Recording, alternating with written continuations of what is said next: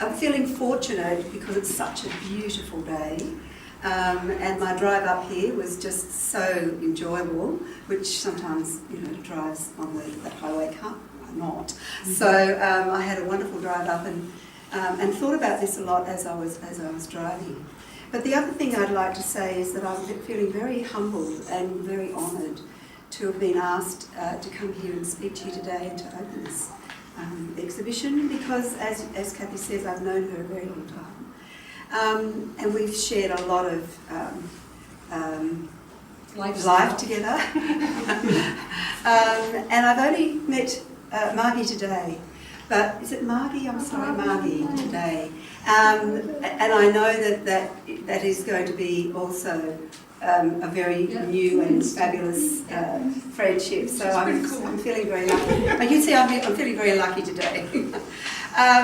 But the other thing that I'm always looking for, and I hope that today is part of that, is I love connections. And Margie doesn't know this, but I grew up in Canberra, and she went to the Canberra Art School, and so we've got lots to talk to each other about that when I've had a drink and gotten over this.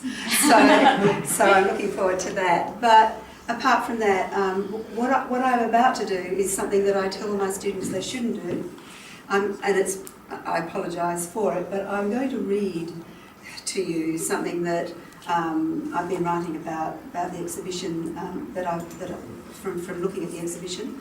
I'll try and do it without sounding like I'm reading out loud, but there is a little bit at the beginning of this that I feel I need to read because I actually don't have it all in my head. So I'll commence. So the title, as you know, is Land and Sea, and the very first thing that I felt when I started looking at the works and I was thinking about this land and sea was, as Cathy said, this marvellous dichotomy, this wonderful sort of bringing together of complementaries. And of course in art, complementaries are opposites. However, when you put two complementary colours together, they become another beautiful, amazing colour. And so for me, that was the beginning of my thinking. But I'm also reading a book called The Alchemy of Colour at the moment. And I've always had a fascination with alchemy. My own studies are in medieval history, so you can imagine that alchemy has become something I'm quite acquainted with. So I found myself looking at these works in an alchemical way, and so I'm going to give you a little bit of background about that. The words magnus opus refer to the most important work that an artist, a composer or a writer does. But it's also an alchemical term for the process of working to change a prima materia, which is a base metal or base material, into gold, a process that is shrouded in mystery. The perfection of the human body and soul was thought to permit or result from an alchemical magnus opus. And alchemy has had a long-standing relationship with art, as artists seek to, I think, and we all probably would agree, seek the gold or treasure to be found in achieving perfection.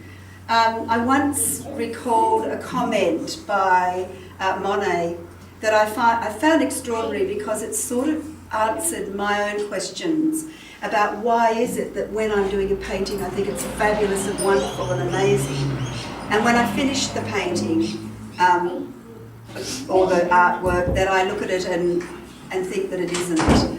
And Monet dying in his last days on his deathbed actually made the comment to someone, if I could just do one more painting of that cathedral, I think I'd get it. And I don't know if you know his paintings, but he did many beautiful paintings trying to catch the light on a cathedral at the end of his life. So, seeking perfection. I think we will all die, artists, still seeking perfection. Nevertheless, what treasures we've been presented in this exhibition. Cathy's paintings expressing in her words the primal power, peace and perfection, connecting us all to mystery and meaning. And Margie's works exploring the landscape in all its forms and expressing, as she said, the mystery of it all. Visual artists use alchemy as a source of satire. Others worked with alchemists themselves or integrated alchemical thought or symbols into their work. But today I'd like to suggest that there is in the combining of these works of Cathy and Margie what the alchemists call a marriage of opposites. And this was the idea of when you brought two chemicals or material, in those days they were basically called elements, of something like sulphur and mercury together, that what you got was something more wonderful. And in fact, in this book that I'm reading, as I said to you, of The Alchemy of Colour, mercury and sulphur are the elements that are used to make the colour vermilion. What a wonderful thing to know. So, vermilion. Then, what I'd like to go on to talk about is that we have this complementary juxtaposition, and in a beautifully hung exhibition, I must say. I'm very, very fussy about that. Unfortunately, I've got a graphic designer's eye, and if it's not straight and hung and beautiful and wonderful, I sort of go, oh, geez, you know, they need talking to. These two don't need talking to. This is a very elegant, beautifully edited, something that artists, when they hang their own work, don't always find that they're very good at. I have to say that. That artists, of course, are in love with all their work. They should be. But this is so beautifully edited that each work stands on its own and stands out as being that perfection. So a marriage of opposites, a complementary juxtaposition and alchemical distilling of land and sea. So there's this wonderful sort of essence that we're getting out of these beautiful paintings. The words magnus opus are, of course, Latin, originating in the time of Aristotle, who described the world in terms of four elements: air, water, earth, and fire. Probably familiar with them. And he attributed to those elements the basic qualities of hotness, and I'm going to use these words, not heat, hotness, coldness, dryness, and moistness.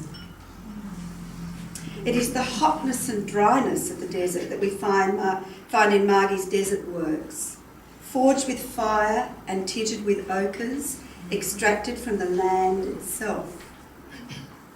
And we also find the origins of ancient Greece, because the encaustic method and medium used in these works to execute such beautiful works is a process that uses fire. Encaustic is a process using wax, requiring the element of fire to melt it into submission.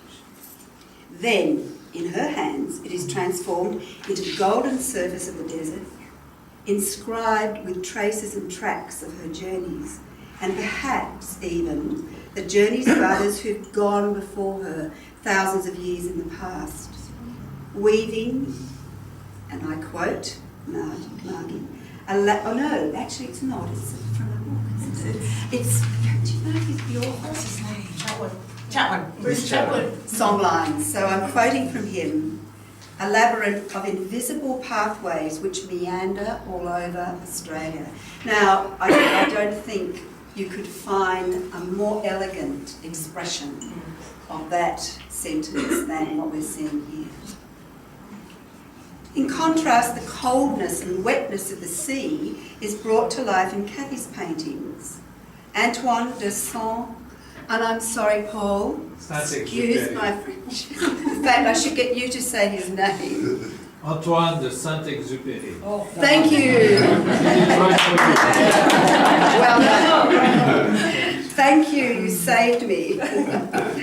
And he said, water, thou hast no taste, no colour, no odour, and canst not be defined.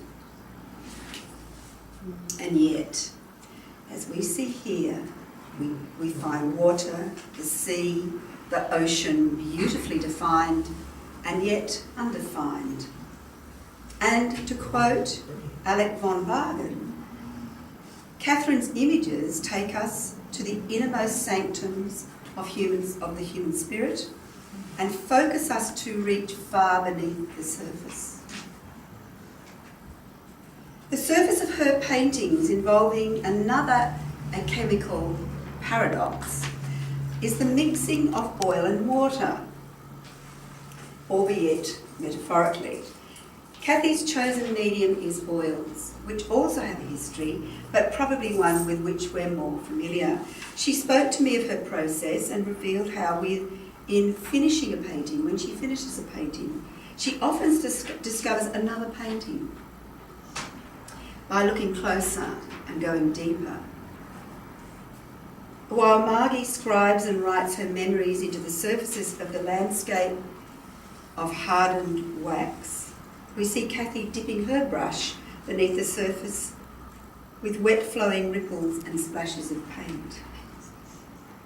Both artists take abstraction as their primer materia and turn it into the mystery and gold of what we can only describe as their magnus opus, the great work. These great works speak to each other through the time, from the shores of classical Greece to the Australian desert and coastline, and we thank you both for bringing such an inspired and magical exhibition to us.